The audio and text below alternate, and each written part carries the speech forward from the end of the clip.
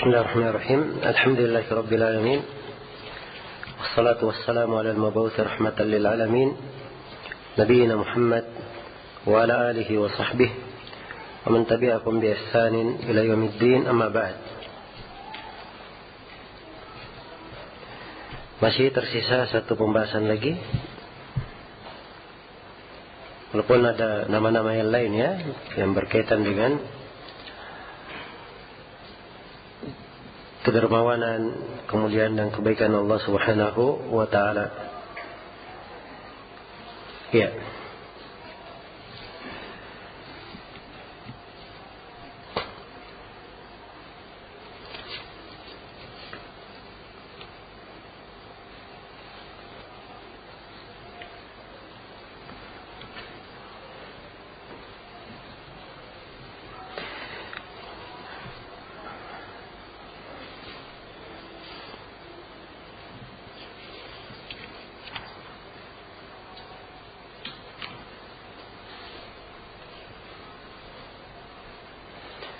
Baik, yaitu nama Al-Karim dan Al-Akram.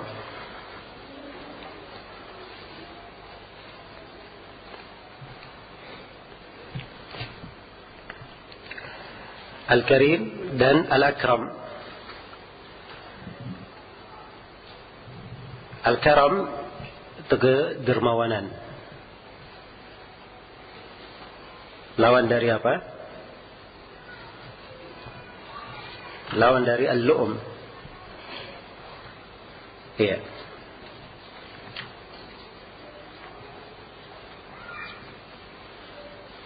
Karim dikatakan dia banyak memaafkan.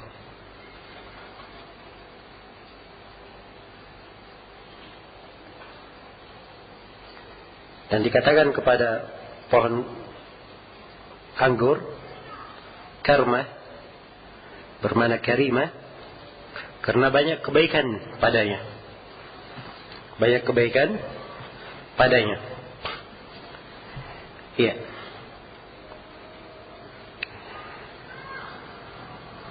Baik.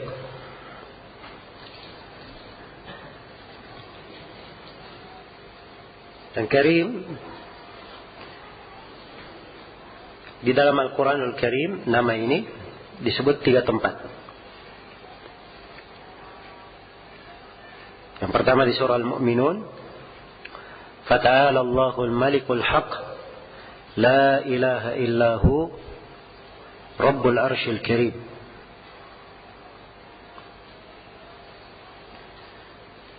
Maha tinggi Allah, Al-Malikul Haq,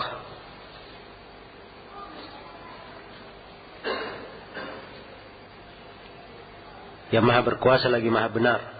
Tidak ada yang berhak diibadahi kecuali dia, Rabb Arsh, yang maha karim.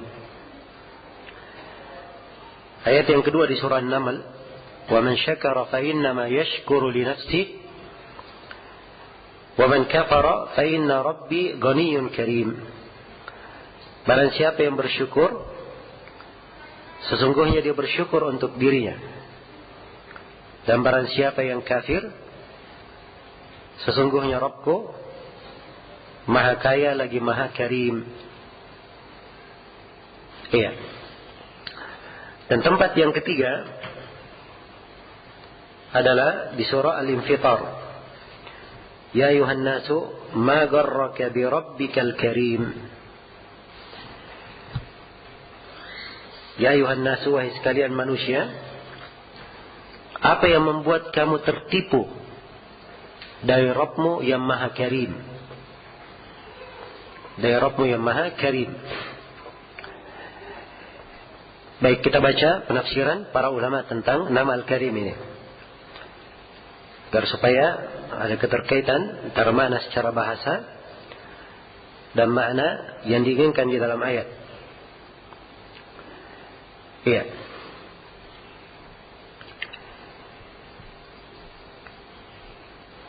Baik, berkata Ibnu Jarir, Karim dari kemurahan Allah, dari karimnya Allah, Allah memberikan nikmatnya kepada mereka yang juga kafir. Juga diberikan sambungan kepada orang yang bermaksiat. Al-Hulaimi berkata bahwa Al-Karim adalah yang banyak memberi manfaat. Banyak memberi manfaat. Al-Qurtubi menyebutkan, setelah beliau menyebutkan 3 makna untuk Al-Karim, bermakna Al-Jawad, As-Safuh, dan Al-Aziz. Bermakna yang maha dermawan, yang maha memaafkan, dan maha perkasa. Ini 3 makna ya, disebut oleh Al-Qurtubi. Ya.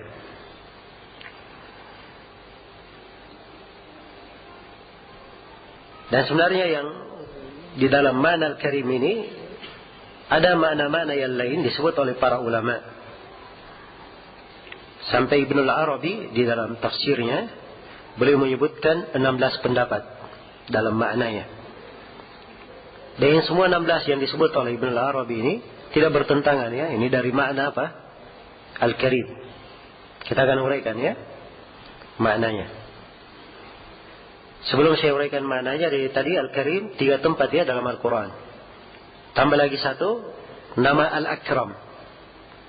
Itu pada 1 tempat di dalam Al-Quran. Di mana itu? Di surah? Al-Alaq. Apa ayatnya?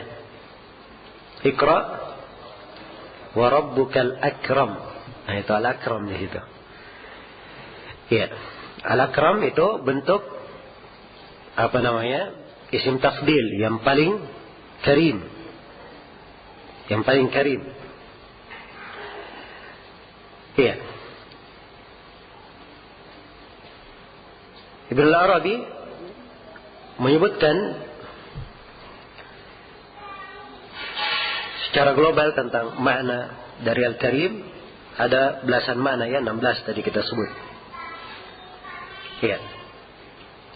Kita akan rinci belasan makna ini bersama dengan pengaruh dan buah keimanan terhadap 2 nama yang agung ini.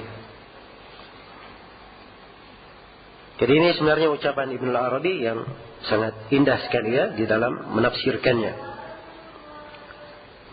Iya. Kata beliau Al-Karim di antara artinya yang paling banyak kebaikannya, yang maha banyak kebaikannya. Iya. Karena tidak ada yang lebih banyak kebaikannya daripada Allah. Di mana Allah yang maha luas kemampuannya dan maha luas pemberiannya. Baik, itu makna. Dan juga kata Al-Qurtubi, dan di antara makna Al-Karim atau di kata Ibnu Al-Arabi, di antara makna Al-Karim adalah yang terus menerus membawa kebaikan. Iya. Karena segala sesuatu yang di dunia ini semuanya terputus. Segala kebaikan terputus kecuali apa yang datang dari Allah dan kemurahan Allah.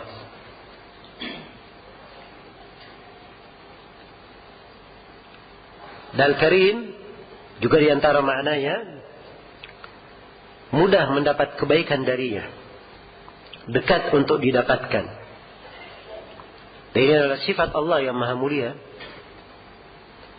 Iya. Tidak ada antara Allah dan antara hambanya hijab. Allah maha dekat mengabulkan doa mereka. Wa idza sa'alaka ibadi anni fa inni qarib ujibu da'watad da'i idza da'ani falyastajibu li wal yu'minu bi. Apabila hamba-hambaku bertanya tentang aku, maka katakanlah sungguhnya aku maha dekat. Aku mengabulkan doa orang yang berdoa apabila dia berdoa kepadaku. Iya. Kemudian dari mana Al-Karim adalah yang memiliki kemampuan yang maha besar. Iya. Sebab seluruhnya adalah makhluk Allah dan di dalam kekuasaannya.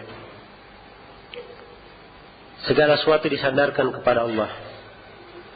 Tidak ada kemuliaan kecuali siapa yang dimuliakan oleh Allah dan siapa yang diberi kadar oleh Allah Subhanahu wa taala.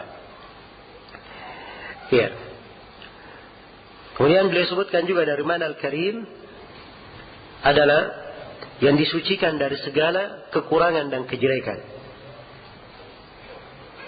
Disucikan dari segala kekurangan dan kejelekan.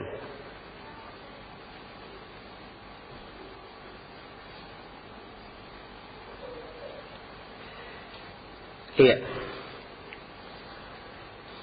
Kemudian dari mana Al-Karim adalah yang memuliakan. Karena siapa yang dimuliakan oleh Allah, maka dialah yang mulia. Dan siapa yang dihinakan oleh Allah, tidak ada yang bisa memuliakannya. Allah telah berfirman, "Wa may yuhinillahu fama lahu min mukrim." Barang siapa yang dihinakan oleh Allah, tidak ada yang bisa memuliakannya. Iya. Dan Allah Al-Karim, karena pemberiannya itu tidak pernah diminta balasan. Iya. Karena segala sesuatu itu milik Allah. Maka pemberian yang Allah berikan itu tentunya tidak ada manfaatnya, balasan dan ganti dari apa yang dia berikan. Dan Al-Karim, dari mana Al-Karim? Dia memberi tanpa sebab. Makhluk itu dimulai dengan pemberian, tanpa sebab diberi. Dan ini dari kemuliaan Allah Subhanahu wa taala dan kedermawanannya. Al-Karim juga dari maknanya, dialah Allah yang memberi tanpa wasilah, tanpa perantara. Iya. Karena orang-orang yang dermawan itu beraneka ragam ya. Ada yang memberi langsung, ada yang memberi dengan perantara. Ya, ada yang berbicara kepadanya baru dia memberi. Beraneka ragam. Dan Allah Rabbuna Jalla wa'ala memberi tanpa perantara. Iya.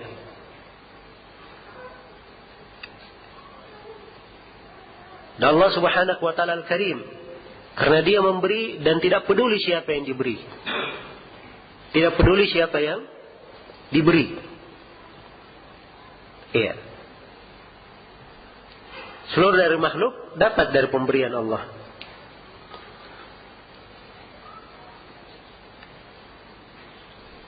Kemudian Allah Subhanahu wa ta'ala Al-Karim,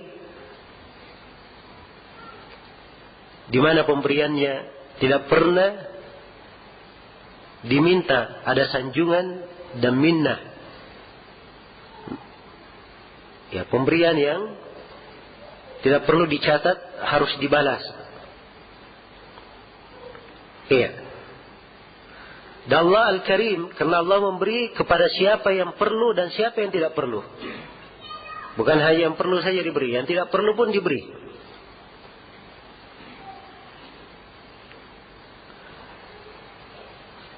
Dan Allah Al-Karim yang memberikan pemberian tidak membedakan antara yang kecil dan yang besar. Iya. Semuanya diberi oleh Allah Subhanahu wa ta'ala.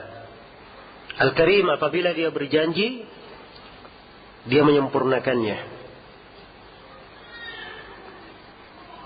Al-Karim, di mana Allah Subhanahu wa ta'ala tidak akan ada yang ditelantarkan dari siapa yang berlindung kepadanya. Iya. Al-Karim apabila dia memberi lebih daripada apa yang diminta. Nah, perhatikan ya dari mana-mana Al-Karim ini. Iya. Memang kalau diterjemahkan umum dalam bahasa Indonesia, Al-Karim yang maha mulia, yang maha dermawan, yang maha baik. Ya, banyak bisa diartikan. Karena itulah tadi di awal pembahasan saya sudah katakan bahwa banyak dari Asmaul Husna kalau diterjemahkan itu hanya pendekatan saja. Pendekatan makna. Kandungan dari nama itu harus dilihat di dalam tafsirnya, dalam uraiannya. Nah inilah yang apabila dipahami oleh seorang hamba akan terbentuk pengagungan dan pembesaran kepada Rabb-Nya. Itu Al-Karim. Dan Al-Akram itu nama menunjukkan lebih dari Al-Karim. Yang paling karimnya. Yang paling karimnya. Iya. Dan dari pengaruh keimanan terhadap nama Al-Karim dan Al-Akram ini, seorang hamba selalu bermohon kepada Rabb-Nya. Dia tidak putus asa. Berbeda kalau dia datang kepada makhluk meminta, kalau ditolak mungkin dia sudah kecewa atau tidak datang lagi. Tapi Allah Maha Karim. Ya. Diminta, diberi, diminta, diberi, diminta, diberi, tidak ada habisnya. Diminta, tidak diberi, diminta lagi, tidak diberi. Si hamba tetap saja meminta dan meminta supaya diberi. Karena Allah adalah apa? Al-Karim. Karena itu dalam hadis Rasulullah sallallahu alaihi wasallam bersabda, "Inna rabbakum tabaraka wa ta'ala hayyun karim." Sungguhnya Rabb kalian tabaraka wa ta'ala Maha Pemalu lagi Maha Karim. Yastahi min 'abdihi idza rafa'a yadayhi ilaihi ay yaruddahuma sifra. Allah malu dari hambanya. Kalau si hamba ini berdoa dengan mengangkat tangan, Allah malu kedua tangannya kembali dalam keadaan kosong. Maksudnya apa? Doanya akan apa? Dikabulkan. Tapi disebut dalam, perhatikan disebut dalam hadis, Hayyun Karim, Maha Pemalu lagi Maha apa? Karim. Karena kedermawanan Allah tidak ditolak. Hamba yang sudah mengangkat tangannya, sedemikian rupa penghambaannya, dan sedemikian pula, ya sedemikian keadaan dia memohon supaya dikabulkan, maka Allah Subhanahu wa ta'ala berikan apa yang dia minta. Iya, Allah malu mengembalikan tangan hamba ini dalam keadaan kosong. Iya. Allah Subhanahu wa ta'ala Al-Karim yang maha banyak kebaikannya. Rasulullah bersabda, "Allahumma la khaira illa khairuk wa la ilaha ghairuk." Ya Allah, tidak ada kebaikan kecuali kebaikan yang berasal dari dirimu. Dan tidak ada yang disembah kecuali Engkau. Iya. Dari kemuliaan dan kedermawanan Allah, Allah mengampuni siapa yang bertobat.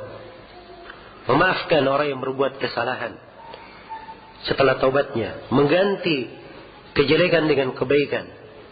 Illa man taba wa amana wa amila salihan faulaika yubaddilullahu sayyiatihim hasanat wa kana Allahu ghafurur rahima. Kecuali siapa yang bertobat, beriman dan beramal salih, mereka inilah orang-orang yang Allah ganti kejelekan-kejelekan mereka dengan kebaikan-kebaikan. Dan Allah Maha Pengampun lagi Maha Penyayang. Iya. Maha Pengampun lagi Maha Penyayang.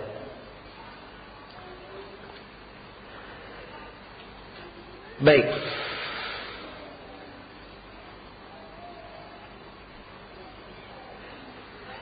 Kemudian perhatikan dari kedermawanan Allah Subhanahu wa ta'ala dan kemurahannya. Inna Allah kataba al-hasanati was-sayyi'at thumma bayyana dzalik. Sungguhnya Allah menulis kebaikan-kebaikan dan kejelekan-kejelekan, kemudian menerangkan hal tersebut. Faman hamma bihasanatin falam ya'malha katabaha Allahu lahu 'indahu hasanatan kamilah. Perhatikan dari kedermawanan Allah. Siapa yang sudah berniat dengan sungguh-sungguh ingin melakukan kebaikan, tapi tidak jadi dia lakukan, maka Allah telah mencatat untuknya satu kebaikan sempurna. Fa in huwa hamma biha fa amilaha katabaha Allahu lahu 'indahu asyra hasanat ila 700 dhi'fin ila adha'afin katsirah. Siapa yang berniat dengan sungguh-sungguh melakukan sebuah kebaikan, lalu dia lakukan, maka Allah Subhanahu wa taala akan menulis untuknya 10 kebaikan hingga 700 kali lipat. Hingga kelipatan-kelipatan yang lebih besar daripada itu. Iya. Ya kalau dia berniat tidak beramal dapat berapa? 1. Berniat diamalkan paling sedikit berapa? 10 sampai 700. Dan mungkin saya dilipat gandakan lebih daripada itu. Mungkin ada yang bertanya, apa perbedaannya? Apa yang menentukan? Ini dapat 10, 20, 100. Ya. Ini yang menentukannya sesuatu di dalam hati. Itulah niat, keikhlasan, akidah, keimanan, itu yang menentukannya. Iya. Dan di sini pembahasan akidah ya. Sebab semakin seorang itu baik keyakinannya, akidahnya, walaupun dia beramal sedikit, yang sedikit itu mungkin bisa mengalahkan amalan orang yang beramal banyak, tetapi sedikit keyakinan di dalam hatinya. Iya. Baik. Wa man hamma bi sayyi'atin falam ya'malha katabaha Allahu lahu sayyi'atan wahidah. Dan barang siapa yang berniat melakukan suatu kejelekan lalu dia tidak kerjakan, maka ditulis untuknya 1 kejelekan. Iya. Perhatikannya dari kemurahan dan kemuliaan Allah Subhanahu wa taala. Iya. Kemudian dari kemuliaan Allah Subhanahu wa taala dan dari pengaruh keimanan terhadap kedua nama ini, Al-Karim dan Al-Akram. Allah mencintai kemuliaan di tengah hambanya. Dan Allah jadikan sebab-sebab yang menyebabkan hamba ini dimuliakan oleh Allah. Iya. Karena itu dalam Al-Quran Allah berfirman, Inna akramakum indallahi atqakum. Sungguh yang paling mulia di antara kalian di sisi Allah adalah yang paling bertakwa. Dijadikan takwa sebagai sebab seorang mendapatkan apa? Kemuliaan. Walaqad karramna bani Adam. Sungguh kami telah muliakan anak Adam. Dimuliakan di atas makhluk yang lainnya. Karena Allah cinta melihat pengaruh nama-namanya di tengah makhluknya. Iya. Kelihatan berbagai kemurahan dan kemuliaan Allah Subhanahu wa taala. Dan dari kemuliaan Allah Al-Karim, Allah menyebut Al-Quran sebagai Al-Quran apa? Al-Quranul Karim. Dan nabinya disebut sebagai nabi yang karim. Nabi Musa disebut sebagai nabi karim. Iya. Jelas ya? Dan ini karena Allah cinta. Pengaruh dari nama tersebut ada pada makhluk. Dan ini kaidah sudah kita terangkan ya di awal pembahasan. Iya. Dan dari pengaruh terhadap nama ini Al-Karim, Allah Subhanahu wa taala menyiapkan untuk para nabi, untuk wali-walinya diberi rezeki yang karim. Rezeki yang apa? Al-Karim. Perhatikan, rezeki kalau ditambah karim sudah, ini berarti rezekinya dijamin pasti rezeki yang tidak ada kejelekan di belakangnya. Iya. Lahum darajatun 'inda rabbihim wa maghfiratun wa rizqun karim. Untuk mereka berbagai kedudukan di sisi Rabb mereka, pengampunan dan rezeki yang maha mulia. Surga disebut sebagai apa? Mudakhalan karima, tempat masuk yang karim. In tajtanibu kaba'ira ma tunhauna an nukaffir ankum sayyi'atikum wa nudkhilkum mudakhalan karima. Iya. Kalau kalian meninggalkan dosa-dosa besar, akan digugurkan dosa-dosa kecil kalian. Dan kami akan memasukkan kalian ke dalam tempat yang mulia, tempat yang karim. Ya, tempat yang karim ini bisa bermakna surga dan bisa bermakna kehidupan yang dipenuhi dengan apa? Kemuliaan di dalamnya. Hal yang disebut sebagai karim. Ini dari sebab seorang mendapat kemuliaan, dia meninggalkan apa? Dosa-dosa. Iya. Baik. Dan banyak lagi ya dari pengaruh dan kandungan dari nama ini, ya, beriman terhadap nama ini Al-Karim, bahwa Allah adalah Al-Karim, Al-Akram, yang maha mulia, maha dermawan, ya, dan seterusnya, ya, dari cakupan nama yang sangat luas. Ini memberikan hal-hal yang sangat indah dalam diri seorang hamba. Ya, Allah cinta kemuliaan itu. Allah memuliakan siapa yang Allah kehendaki. Siapa yang mendapatkan kemuliaan itu ada sebab-sebabnya. Iya. Dan kalau dia memohon kepada Allah, dia memohon tidak ada habisnya, karena dia tahu Allah maha dermawan, maha mulia, maha pemurah. Iya. Dan dari pengaruh nama ini, seorang ketika mendengarkan perintah-perintah Al-Quran dan hadits untuk berakhlak baik, bermurah hati dan seterusnya, dia akan semakin apa? Semakin mudah untuk melakukannya. Ini semuanya dari pengaruh keimanan terhadap nama yang agung ini. Baik. Selesai sudah. Di sini berkaitan dengan nama Al-Karim dan Al-Akram. Baik, saya akan berpindah menjelaskan beberapa nama yang berkaitan dengan ilmu, petunjuk, cahaya dan hidayah Allah Subhanahu wa ta'ala. Iya. Sebab kita di dalam kehidupan ini perlu mengenal pintu-pintu petunjuk. Harus mengenal jalan yang lurus. Iya. Ibarat di tengah kegelapan kita harus ada cahaya yang kita pakai berjalan. Ada hal yang harusnya selalu membimbing kita, mendampingi kita di dalam kehidupan. Iya. Dan di sinilah letaknya ilmu agama itu. Maka di sini ada beberapa nama dari Asmaul Husna perlu kita renungi. Iya. Yang pertama adalah nama Al-Alim. Juga ada Al-Alim dan ada Al-Allam. Ini tiga, ya, semuanya maknanya sama. Al-Alim, Al-Alim dan apa? Al-Allam. Iya. Al-Alim di dalam Al-Quran itu disebutkan 157 di 157 tempat disebutkan. Al-Alim, alim panjang begitu dengan disandarkan. Ini disebutkan di 13 tempat dalam Al-Quran. Al-Lam disebutkan dalam 4 tempat. Iya. Al-Ilm semuanya Al-Alim artinya yang maha mengetahui, yang maha memiliki ilmu. Yang maha memiliki ilmu. Iya. Dan ilmu itu lawan dari apa? Lawan dari kejahilan. Ya, karena itu kalau Allah disifatkan dengan sifat ilmu, maka tidak tergambar padanya ada bentuk kejahilan dari sisi manapun. Ilmu yang maha sempurna. Ilmu yang tidak didahului dan tidak diikuti oleh kejahilan. Iya. Al-Alim.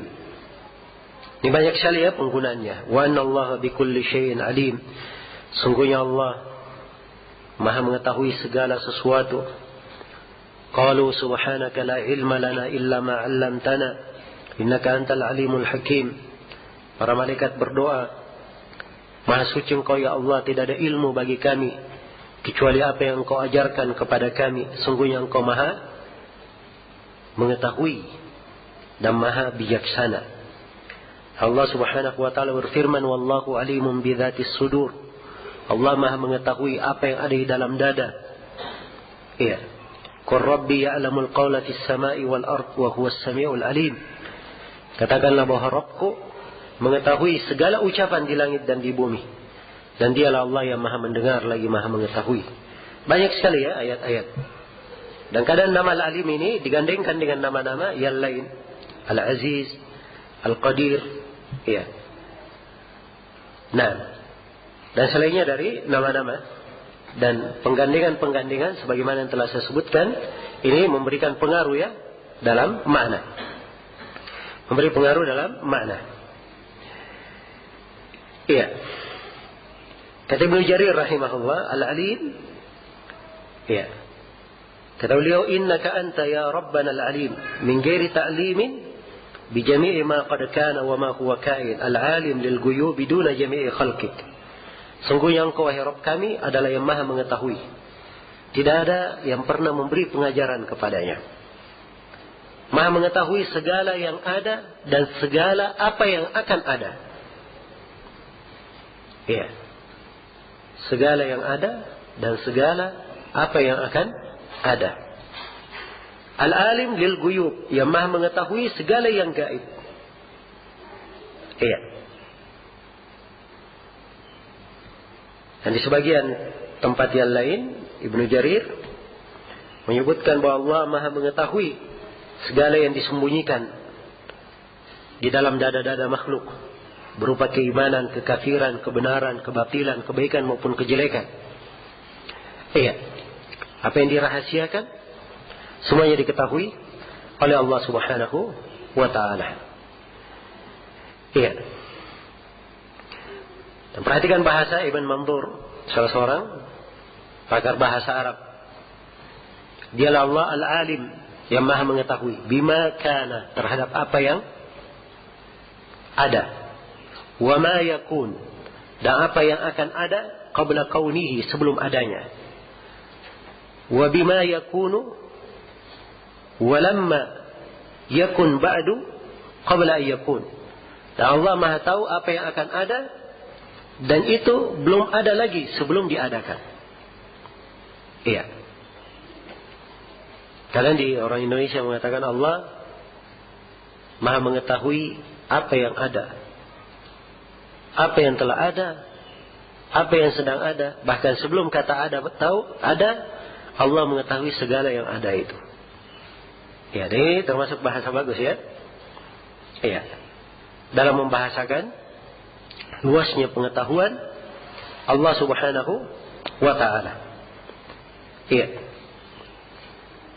Kata Ibnu Qayyim rahimahullahu taala dalam Nuniyahnya menafsirkan nama Al-Alim ini, kata beliau, wa huwa al-alim ahata ilman billadhi fil kauni min sirrin wa min i'lani wa bi kulli shay'in ilmuhu subhanahu fa huwa al-muhit wa laysa danisyani. Dialah Allah yang maha mengetahui. Ilmunya meliputi segala apa yang ada di alam ada ini, yang rahasia maupun terang-terangan. Mengetahui segala sesuatu. Ya, dan ilmu Allah adalah mencakup seluruhnya, tidak pernah ada kelupaan di dalamnya. Tidak pernah ada kelupaan di dalamnya. Iya. Baik. Jadi ini makna dari Al-Alim, yang maha mengetahui. Cakupan dan kandungannya saya kira adalah hal yang jelas. Iya.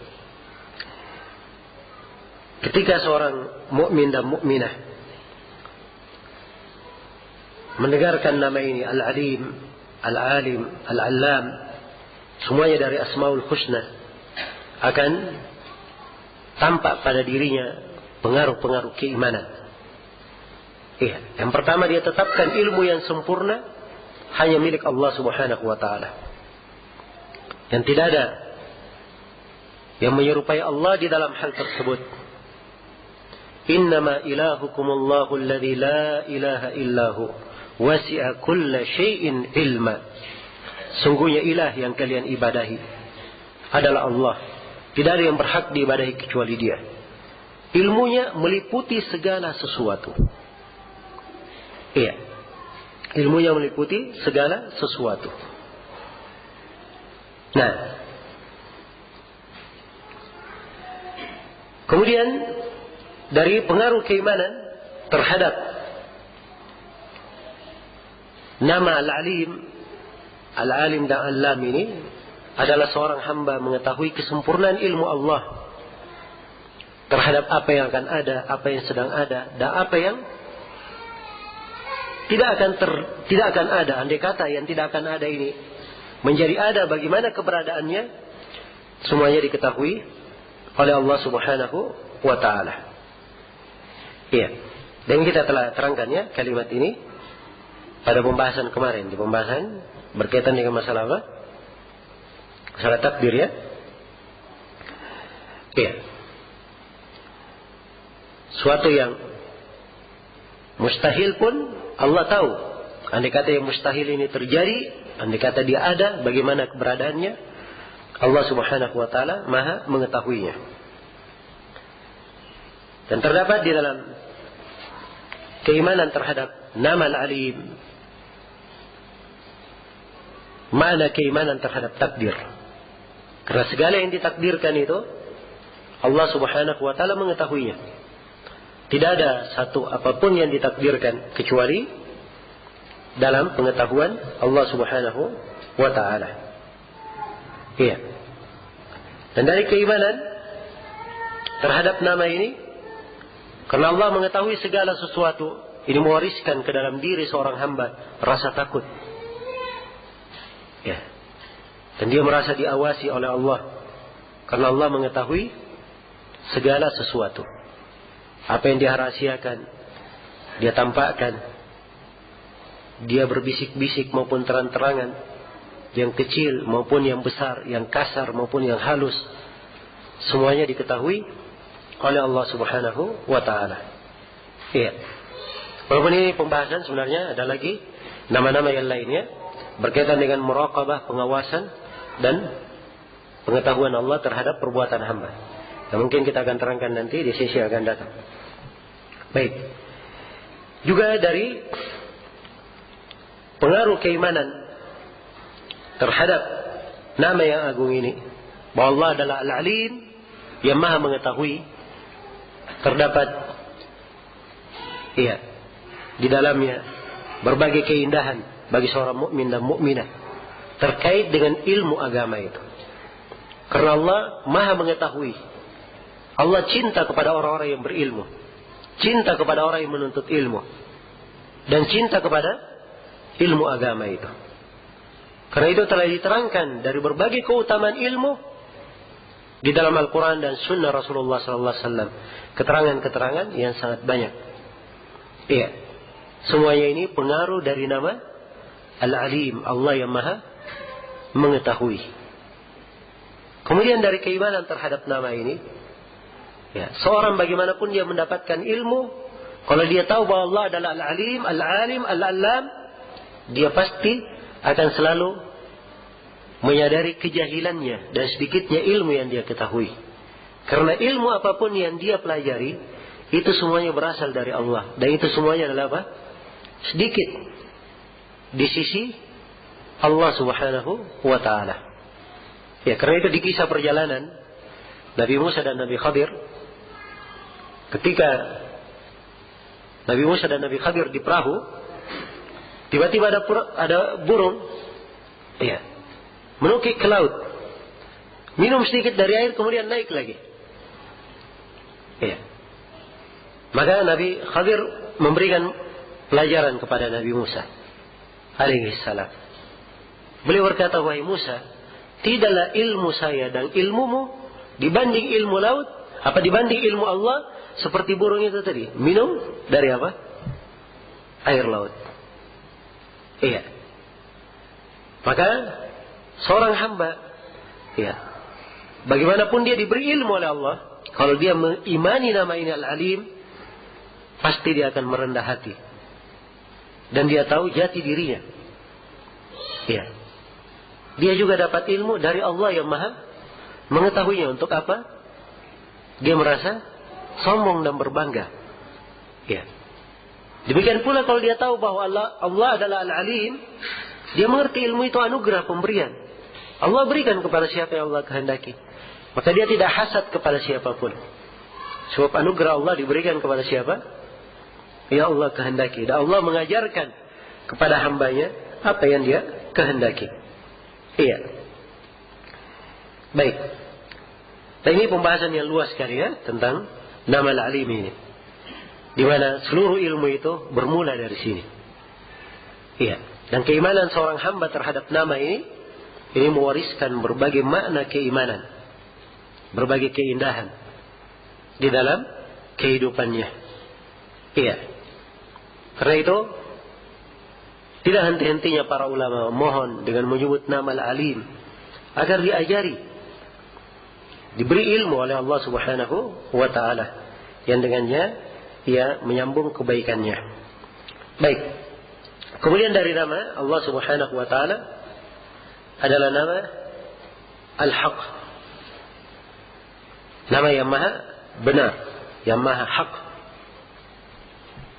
Iya. Al-Haq lawan dari apa? Al-Batil.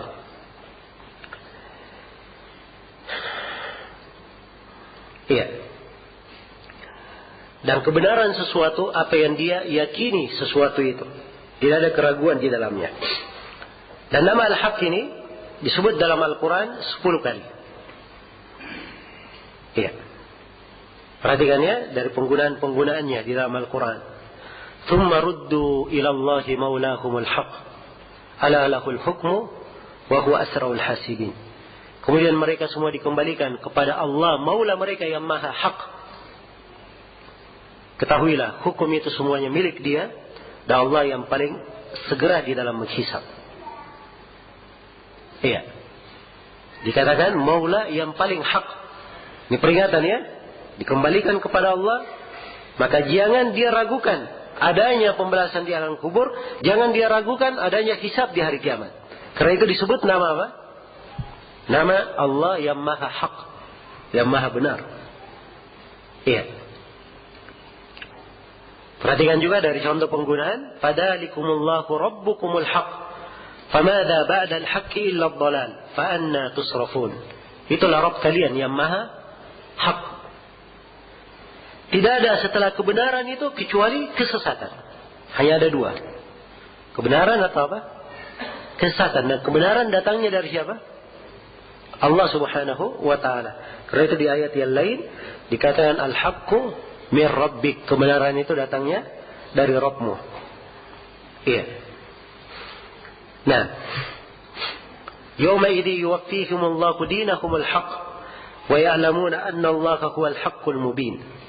Hari itu Allah akan mencukupkan kepada mereka secara sempurna hisabnya yang maha hak.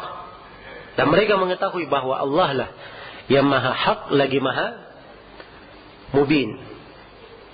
Iya. Baik, kita akan terangkan ya makna al-mubin nanti. Jadi ini beberapa penggunaan ya, semuanya di 10 ayat ya dalam Al-Quran. Baik. Ketika menyebutkan ya ayat-ayat ini, para ulama menafsirkannya sesuai dengan konteks ayat. Ya, tafsirkan sesuai dengan apa? Konteks ayatnya. Karena Allah adalah yang maha hak. Dan hak itu lawan dari apa? Kebatilan. Ya. Dan hak adalah sesuatu yang tidak bisa diingkari. Nah, maka penafsiran-penafsiran adalah disesuaikan dengan konteks ayat. Ya. Demikian pula di antara nama hari kiamat disebut apa? Al-Haqqah. Yang maha benar. Ya, karena hari kiamat ini benar pasti akan terjadi. Pasti akan terjadi. Iya. Baik. Ini nama Al-Haq. Kalau kita tahu bahwa kebenaran datangnya dari Allah yang maha hak, dan dari nama Allah adalah Al-Haq, ini memberikan berbagai pengaruh indah di dalam diri seorang mukmin dan mukminah yang mengimani nama ini. Di antara pengaruh keimanan terhadap nama adalah dia mengimani bahwa Allah adalah maha hak yang terang. Tidak ada keraguan di dalamnya. Iya. Tidak ada keraguan di dalamnya. Karena itu kata Syekh Abdurrahman bin Nasir As-Sa'di, Allah adalah yang maha hak pada zatnya, pada sifat-sifatnya. Karena dia adalah Allah yang wajib ada, sempurna sifat-sifat dan kriterianya. Iya. Kemudian kata beliau, keberadaan Allah itu dari keharusan zatnya. Dan keberadaan sesuatu apapun di dunia itu semuanya karena adanya Allah. Dan dialah Allah yang terus-menerus disifatkan dengan kebenaran, terus-menerus disifatkan dengan kebesaran, keelokan, kesempurnaan. Iya. Dan terus-menerus disifatkan dengan kebaikan. Maka ucapan Allah adalah al-haq. Perbuatan Allah adalah hak. Perjumpaan dengan Allah adalah hak. Para rasulnya adalah hak. Kitab-kitabnya adalah hak. Agamanya adalah hak. Ibadah kepada Allah satu-satunya itu adalah hak. Segala sesuatu yang dinisbatkan kepada Allah itu adalah apa? Itu adalah hak. Dzalika bi anna Allaha huwal haqq wa anna ma yad'una min dunihi huwal batil wa anna Allaha huwal aliyyul kabir. Hal tersebut karena Allah adalah yang maha hak, dan apa yang kalian ibadahi selain daripada Allah itu adalah kebatilan, dan sungguhnya Allah maha tinggi lagi maha besar. Iya. Dan dari pengaruh keimanan terhadap nama ini, dari doa yang diajarkan oleh Nabi dibaca di sholat tahajud. Jadi Nabi kalau sudah berdiri untuk sholat tahajud, beliau membaca doa istiftahnya, doa pembukaannya. Apa yang dibaca? Allahumma lakal hamd anta qayyimus samawati wal ard wa man fihinna wa lakal hamdu laka mulkus samawati wal ardi wa man fihinna wa lakal hamdu anta nurus samawati wal ard wa lakal hamdu anta malikus samawati wal ard wa lakal hamdu antal haqqu wa wa'duka al haqq wa liqa'uka haqq wa qawluka haqq wal jannatu haqq wan naru haqq wan nabiyyuna haqq wa Muhammadin sallallahu alaihi wasallam haq was-sa'atu haq. Dan seterusnya ya dari doa yang agung ini. Ya Allah, bagimulah segala pujian. Engkau yang menegakkan langit dan bumi dan seluruh apa yang ada padanya. Ya Allah, bagimulah segala pujian. Milikmulah kekuasaan langit dan bumi dan apa yang ada padanya. Ya Allah, bagimulah segala pujian. Engkau adalah cahaya langit dan bumi. Ya Allah, bagimulah segala pujian. Engkau adalah penguasa langit dan bumi. Segala pujian untukmu. Engkau adalah yang hak, yang maha hak. Janjimu adalah hak. Perjumpaan denganmu adalah hak. Ucapanmu adalah hak. Surgamu adalah hak. Nerakamu adalah hak. Para nabi adalah hak. Nabi Muhammad sallallahu alaihi wasallam adalah hak. Hari kebangkitan adalah hak. Perhatikan ya, pengaruh dari apa? Nama Allah subhanahu wa ta'ala al-haq. Allah cinta kita membenarkan semua hal ini. Itu adalah dari pokok-pokok keimanan. Dari pokok-pokok keimanan. Iya. Dari keimanan terhadap nama Al-Haq. Bahwa Allah yang maha hak, yang maha benar. Kita imani bahwa segala ubudiyah, segala rububiyah, itu hanya untuk Allah subhanahu wa ta'ala. Tidak ada syarikat baginya. Karena kebenaran hanya miliknya. Kebenaran hanya miliknya. Iya.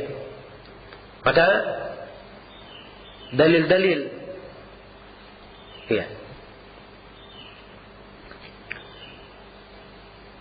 ubudiyah dan rububiyah semuanya menunjukkan tentang hal tersebut.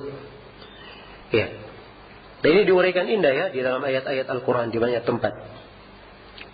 Nah, kemudian dari pengaruh keimanan terhadap nama ini, tatkala Allah subhanahu wa ta'ala adalah Al-Haq, Allah cinta kepada kebenaran. Allah memerintah dengan kebenaran. Iya. Dan Allah subhanahu wa ta'ala tidak malu menjelaskan kebenaran itu. Inna Allah la yastahi minal haq. Sungguhnya Allah tidak malu dari menerangkan kebenaran tersebut. Iya. Dan Allah cinta kepada orang-orang yang membela kebenaran. Berucap dengan kebenaran. Ini semuanya dari pengaruh keimanan kepada nama yang agung ini. Iya. Karena itu siapa yang selalu mencari kebenaran, ya, selalu mencari ilmu yang hak, selalu mencari apa yang datang dari sisi Allah, melaksanakan segala syariat, maka ini termasuk orang yang beriman terhadap nama Allah Jalla Jalaluh, nama Al-Haq, yang maha benar. Baik, ini sekilas ya berkaitan dengan nama Al-Haq ini.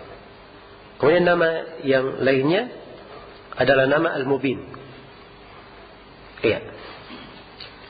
nama Al-Mubin. Al-Mubin itu secara bahasa dari kata Al-Bayan. Jadi kalau sesuatu dibayan, diterangkan, itu artinya dia sudah jelas, terang. Iya. Jadi kalau dia dikatakan abanahu mubin, artinya dia menerangkannya, menjelaskannya. Iya. Dan kadang Al-Bayan bermakna kefasihan. Kefasihan di dalam membahasakan. Iya. Baik. Dan nama Al-Mubin ini hanya disebut di satu kali saja. Satu tempat saja dalam Al-Quran. Dan itu disebut digandengkan dengan nama Al-Haq. Wa huwa Al-Haqqul Mubin. Iya. Apa? Wa ya'lamuna anna Allah huwa Al-Haqqul Mubin. Yawma idin yuwaffihimullahu dinakumul haqq. Wa ya'lamuna anna Allah huwa Al-Haqqul Mubin. Hari itu, yaitu pada hari kiamat, Allah akan menyempurnakan pembalasannya yang maha hak. Dan mereka mengetahui pada saat itu bahwa Allah dialah yang maha hak dan maha mubin, maha menjelaskan. Kata Ibnu Jarir menjelaskan makna ayat. Ya, dan mereka mengetahui waktu itu bahwa Allah adalah yang maha hak yang telah menjelaskan kepada mereka, telah memberikan bayan kepada mereka hakikat segala yang dijanjikan untuk mereka di dunia berupa siksaan bagi yang berpaling. Iya. Dan telah menjelaskan dengan penjelasan yang menghilangkan keraguan kaum munafikin, orang-orang yang nifaq, sehingga mereka tidak berdebat lagi di dalamnya. Iya. Jadi tampak pada hari kiamat kebenaran dan kejelasan, dan tampaklah bahwa Allah Subhanahu wa taala Al-Haqqul Mubin, yang maha hak dan telah menjelaskan. Iya. Karena itu keimanan terhadap nama ini memberi sejumlah pengaruh. Ya. Pada seorang mukmin. Dari pengaruh keimanan terhadap nama ini, Allah Subhanahu wa taala maha jelas perkaranya. Ubudiyah Allah, penghambaan kepada Allah, rububiyah Allah, nama-nama dan sifatnya semuanya jelas. Perhatikan ya, dari nama dan sifat tidak ada yang tidak jelas. Semuanya adalah hal yang apa? Hal yang jelas. Karena Allah adalah Al-Mubin, yang maha jelas. Iya. Baik, kandungan-kandungan terhadap keberadaan Allah Subhanahu wa taala, kekuasaannya, ya, sifat bersendiriannya, semuanya lebih jelas daripada matahari di siang bolong. Iya. Dan ini dari mana Al-Mubin? Kemudian tatkala Allah Subhanahu wa taala adalah Al-Mubin, Allah telah menjelaskan jalan-jalan kebenaran itu. Juga telah diterangkan kepada manusia apa yang dengannya mereka bisa selamat. Fitratallahi allati fatara an-nasa 'alaiha, la tabdila li khalqillah, dzalika ad-dinul qayyim walakin aktsara an-nasi la ya'lamun. Iya. Itulah fitrah yang Allah jadikan manusia di atasnya. Tidak ada perubahan pada penciptaan Allah. Itulah agama yang lurus, tapi kebanyakan manusia tidak mengetahui. Iya. Dan dari kejelasan, Allah mengutus para rasul, menurunkan kitab-kitab semuanya untuk menerangkan. Dan setiap rasul yang diutus dengan lisan kaumnya sendiri, supaya mereka paham. Wa ma arsalna min rasulin illa bilisani qaumihi liyubayyina lahum. Tidaklah kami mengutus seorang rasul pun kecuali dengan lisan kaumnya, agar supaya menerangkan kepada mereka, supaya diterangkan kepada mereka. Iya. Dan ini dari pengaruh keimanan terhadap nama ini. Dan Allah Al-Mubin. Demikian pula nabinya disebut sebagai Nadirun Mubin, pemberi peringatan yang apa? Sangat terang. Sebab Nabi menjelaskan petunjuk, menerangkan segala perkara, kejelasan yang tidak menimbulkan keraguan dan tidak ada lagi pertanyaan setelahnya. Iya.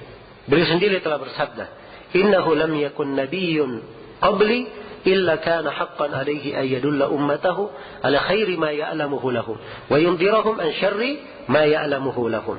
Sungguhnya tidak ada seorang nabi pun sebelumku kecuali wajib atas nabi ini menjelaskan segala kebaikan yang diketahui bagi umatnya, dan wajib atas nabi ini menjelaskan segala kejelekan yang bisa membahayakan umatnya. Iya. Dan dari pengaruh nama ini, Al-Quranul Karim disebut sebagai apa? Kitabun Mubin. Kitabun Mubin. Dan ini di beberapa tempat dalam Al-Quran. Bahasa Arab disebut dengan lisanin Arabiyyin mubin. Sebab Al-Quran bilisan Arabiyyin mubin. Dengan lisan bahasa Arab yang sangat menjelaskan, sangat menerangkan. Iya. Dan dari pengaruh nama Bayyinah ini, atau nama Al-Bayan ini, ayat-ayat Allah semuanya bayyinat, ayat yang terang. Bal huwa ayatun bayyinatun fi suduril ladina utul ilm. Bahkan itu adalah ayat-ayat yang sangat bayyinah, jelas di dada-dada orang-orang yang beriman. Iya, di dada orang-orang yang beriman. Nah, maka mengimani akan nama ini memberikan kepada seorang hamba berbagai ketenangan. Pertama, dia cinta kepada ilmu dan petunjuk, kepada agama, sebab semuanya jelas. Ya, Rabbnya adalah Al-Mubin, maha jelas, maha terang. Rasulnya sangat menerangkan. Al-Quran adalah Mubin, semuanya jelas. Dan dari sini juga dia bisa memahami syariat Islam itu secara umum, bahwa agama itu semuanya jelas. Ya, ada hal-hal yang samar-samar tidak jelas, itu bukan dari sifat umum dalam agama kita. Iya. Maka ini akan memudahkan seorang di dalam mempelajari agamanya. Baik. Kemudian di antara nama, masih ada 2 nama di sini, cuman sudah habis waktunya.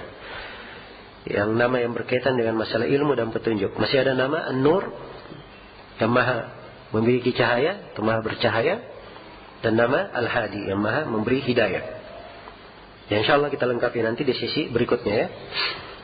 Sambil kita berikan klasifikasi untuk nama-nama yang lainnya. Baik, ini mungkin memang pembahasan Asmaul Husna sekali lagi. Ya, pembahasan yang tidak bisa selesai memang dalam waktu yang singkat. Kita hanya memilih apa? Sebagian nama saja. Tapi kita harapkan semoga dengan memahami nama-nama tersebut atau kita dengar sebagiannya, ini memberikan kepada kita semua semangat untuk semakin apa? Banyak mempelajari Asmaul Husna. Iya. Gimana ini, ada pertanyaan? Hah?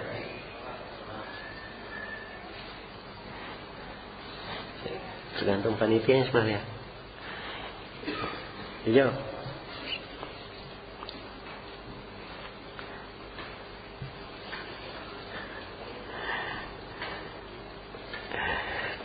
Ya, ini ada yang bertanya apa hukumnya mengajak anak kecil ke masjid. Ya, semoga tidak menyinggung aja ya. Baik, mengajak anak kecil ke masjid itu nggak ada masalah. Untuk sholat maupun yang lain tidak masalah. Tapi yang perlu diketahui bahwa mengajak anak kecil ke masjid itu adalah untuk melatihnya beretika dengan etika masjid. Ya, supaya ya mengenal bagaimana orang sholat, cinta kepada tuntunan sholat. Dan di ciri masjid, memang tidak boleh ribut-ribut, itu ciri masjid. Karena itu Nabi SAW bersabda, Iyyakum wahai syatil aswaq. Hati-hati kalian dari suara-suara gaduh pasar berada di masjid. Iya, itu dari hal yang tidak diperbolehkan.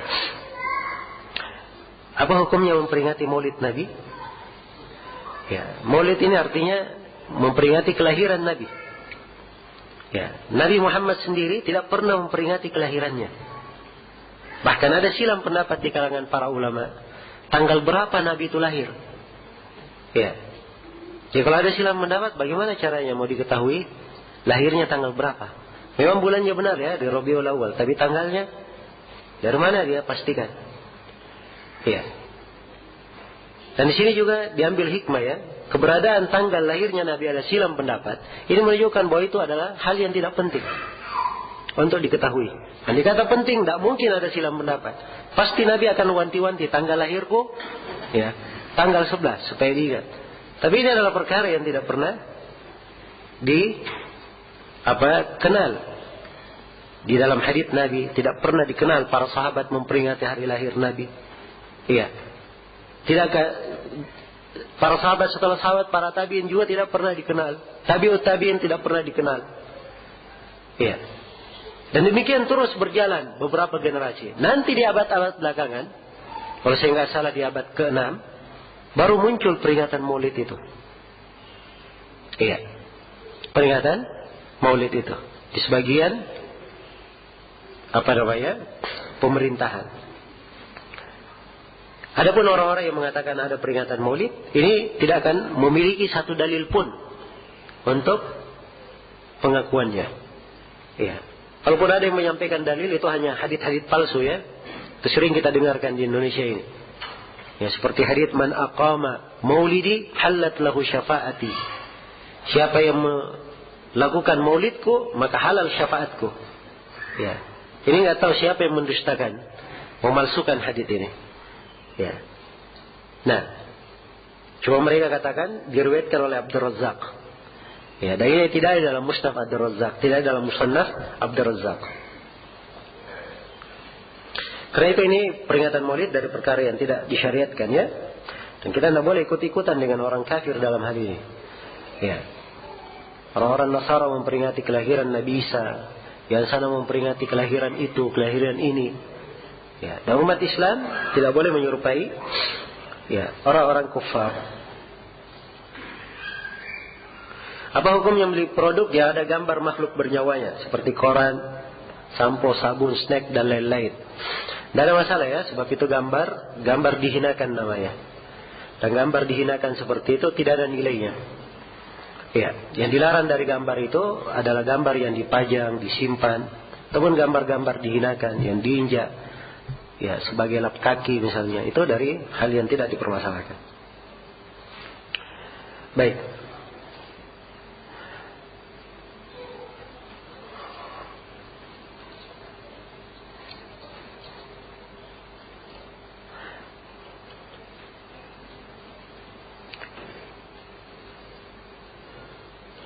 Apa hukum tadarrus baca Al-Quran pakai mic? Ya, kalau dia pakai mic membaca Al-Quran, dan ini mengganggu orang yang di sekitarnya, ini tidak diperbolehkan ya. Ya, kemudian kalau dia membaca Al-Quran itu ketika dibaca punya banyak konsekuensi. Iya. Seorang hendaknya mengagungkannya, mendengarkannya. Kadang seorang lagi kerja, dia diperdengarkan dari masjid. Ya, dia tidak peduli, bahkan sebagian orang ketawa-ketawa. Dan sebagian orang lagi ya, mendengar bacaan Quran dari masjid, malah di rumahnya dia berbuat maksiat. Ya, melihat hal-hal yang diharamkan misalnya. Nah, maka ini dari hal yang tidak pantas ya. Karena itu, kalau dia ingin mengajak kepada kebaikan, tidak ada masalah dia ajak kepada orang. Dia datangi dengan cara yang baik. Ya, dia datangi dengan cara yang baik. Kemudian membunyikan dengan suara keras itu, ini juga kadang mengganggu orang-orang yang sedang beribadah yang lainnya. Nah, jadi mungkin di samping masjid ada orang yang membaca Al-Quran di rumahnya. Kalau dia dengar bacaan Quran di masjid, dia juga baca Quran di rumah, kan terganggu. Dan ini sudah masuk dalam larangan hadits Nabi.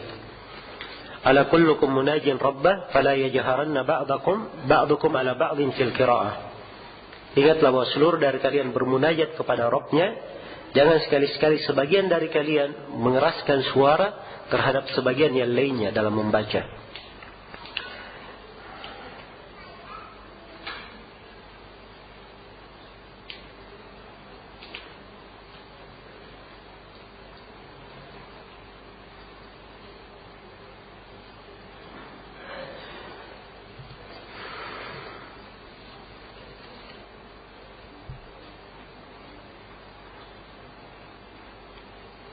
Dajjal termasuk makhluk yang ingkar atau Allah menciptakannya sebagai ujian. Dajjal itu kafir ya, diciptakan kafir memang diciptakan sebagai apa? Ujian. Karena itu kita diperintah untuk berlindung dari fitnah apa? Fitnah Dajjal. Kenapa Dajjal disebut Al-Masih? Ya. Sebab Dajjal diberi kemampuan, dia mengusap, dia mampu apa? Menghidupkan dan apa? Mematikan.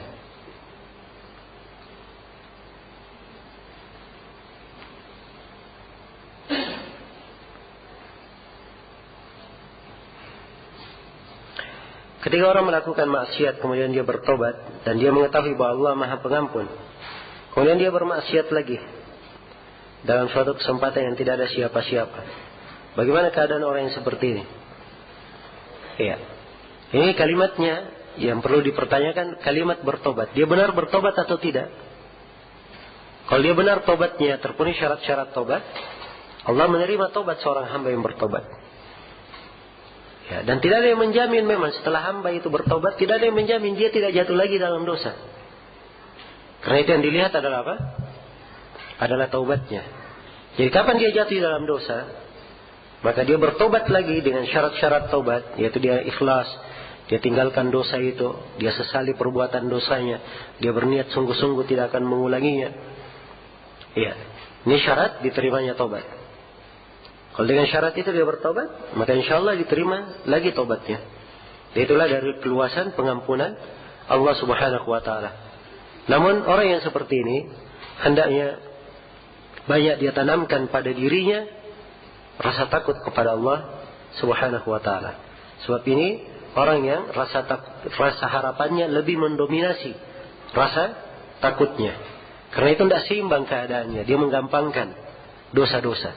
Tapi kalau rasa takutnya dan rasa harapannya seimbang, maka dia akan stabil di dalam apa? Kehidupannya. Iya.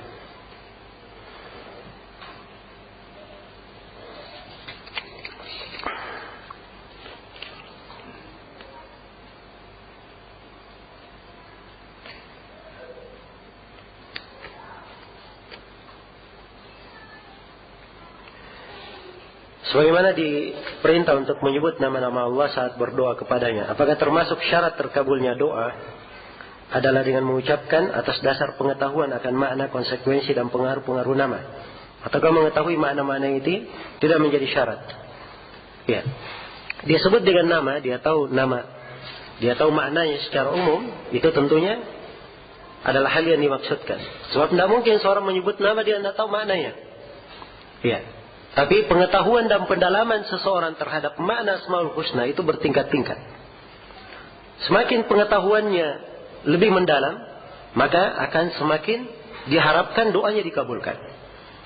Ya, karena itu para nabi adalah orang-orang yang dikabulkan doanya kalau mohon. Karena mereka adalah manusia yang paling apa? Berilmu tentang Allah. Manusia yang paling berilmu tentang Allah. Karena itu semakin seorang hamba memiliki pengetahuan yang mendalam terhadap Asmaul Husna, maka akan semakin mudah pula dikabulkan doanya ketika dia menyebut apa? Berdoa kepada Allah dengan menyebut Asmaul Husna tersebut. Iya.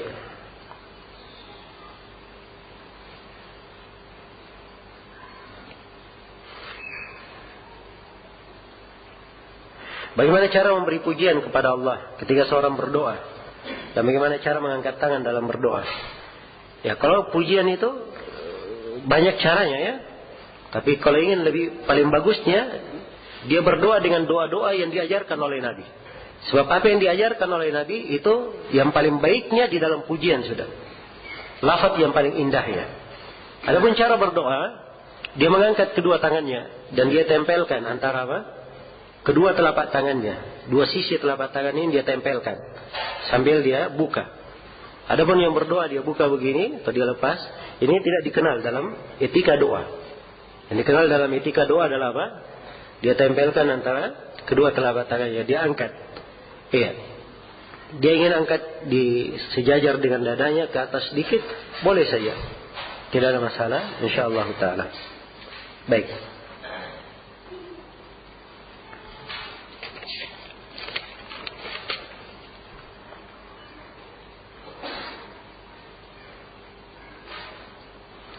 Saya pernah mendengar tentang ajaran bahwa Allah memiliki sifat yang tidak mungkin. Ya memang ada sifat-sifat yang Allah Subhanahu wa Ta'ala disucikan untuk bersifat seperti itu. Dan Allah menafikan dari dirinya. Seperti Allah berfirman, la ta'khuduhu sinatun wala naum. Allah itu tidak disentuh oleh sifat lupa dan tidak pula tertidur. Ini Allah nafikan di dalam dirinya. Seperti ini kita katakan mustahil terhadap Allah. Jelas ya? Tapi kekeliruan orang yang membahasakan seperti ini, Allah mempunyai sifat mustahil. Ya.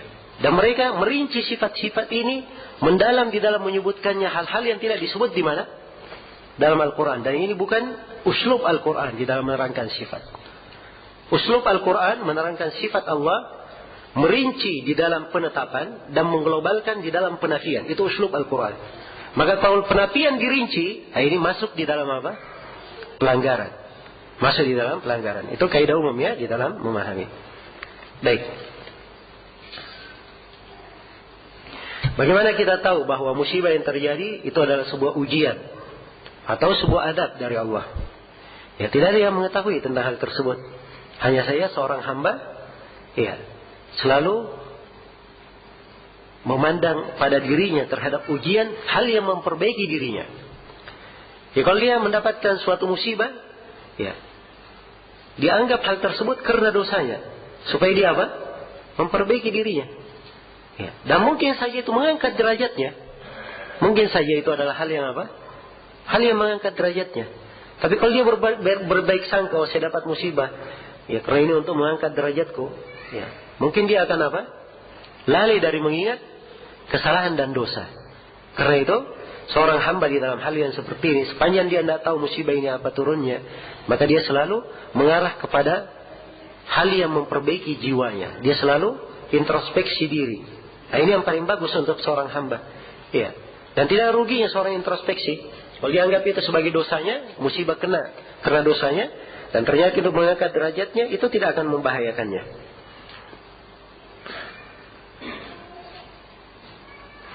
Adab-adab berdoa kita, ketika kita yakin bahwa cara kita berdoa sudah sesuai dengan adab-adab berdoa, tapi doa kita belum juga dikabulkan.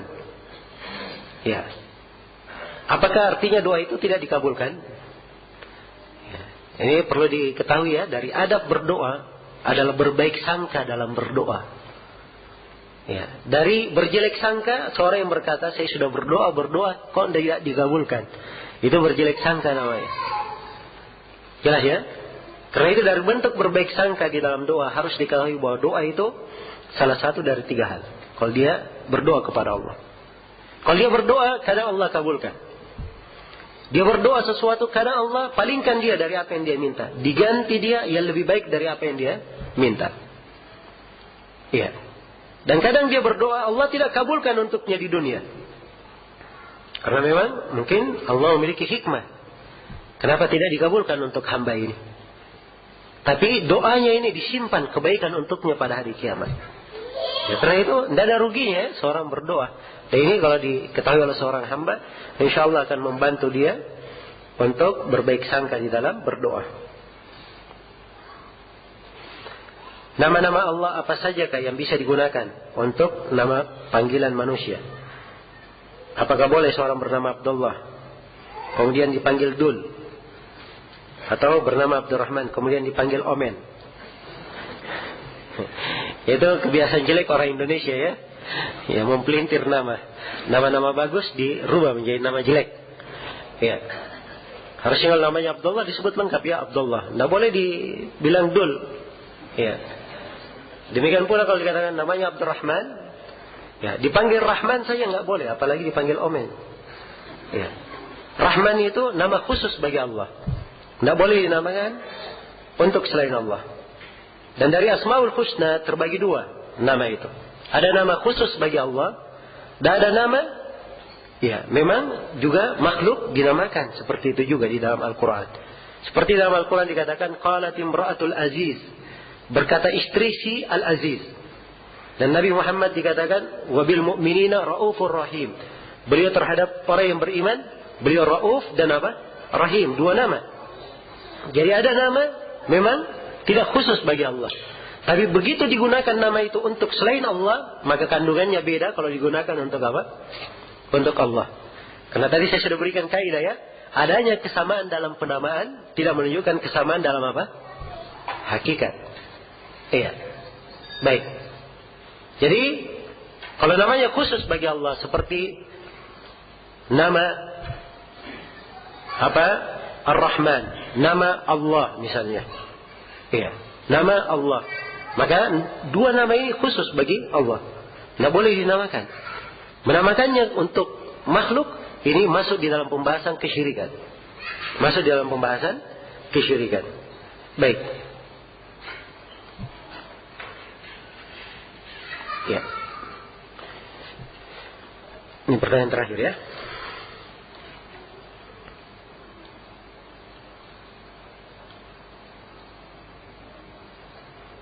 Apabila seorang yang berdakwah di tengah-tengah masyarakat, apakah disyaratkan atasnya untuk mendapat rekomendasi dari seorang ulama atau seorang ustadz yang alim? Dan bagaimana bentuk rekomendasinya? Iya. Ilmu itu, orang berdakwah itu tanggung jawabnya kepada Allah. Iya. Dan syarat dakwah, dia harus memiliki ilmu. Walaupun dia direkomendasi oleh siapa saja, kalau dia tidak layak dalam hal tersebut, dia juga tidak mendapat apa? Tidak mendapat pahala. Tapi adanya rekomendasi dari seorang alim dan dia sudah memiliki ilmu, maka itu adalah hal yang menambah kebaikan di atas kebaikan. Menambah kebaikan di atas kebaikan, bukan pensyaratan. Bukan apa? Bukan pensyaratan. Iya. Khususnya kalau posisi-posisi yang diambil itu posisi-posisi penting. Sebagai rujukan manusia misalnya, dia tidak mengajari pada cabang ilmu tertentu saja, tapi dia menjadi rujukan. Ya, sebagai hakim, sebagai qadhi, sebagai orang yang menyelesaikan banyak kasus, banyak permasalahan. Maka orang yang seperti ini itu perlu ya, ilmu yang dikenal dan perlu para ulama yang merekomendasi dan mempercayai orang-orang yang seperti ini. Jelas ya? Tapi kalau dia sifatnya mengajar apa yang dia ketahui, maka diajarkan apa yang dia sampaikan. Nah, wallahu ta'ala alam. Baik. Sebenarnya ini dulu untuk sesi kali ini. InsyaAllah ta'ala kita sambungnya di sesi terakhir nanti setelah salat isya. Untuk sementara saya cukupkan dalam sini. Subhanakallahumma wa bihamdik, asyhadu an la ilaha illa anta, astaghfiruka wa atubu ilaik, walhamdulillahi rabbil alamin. Thank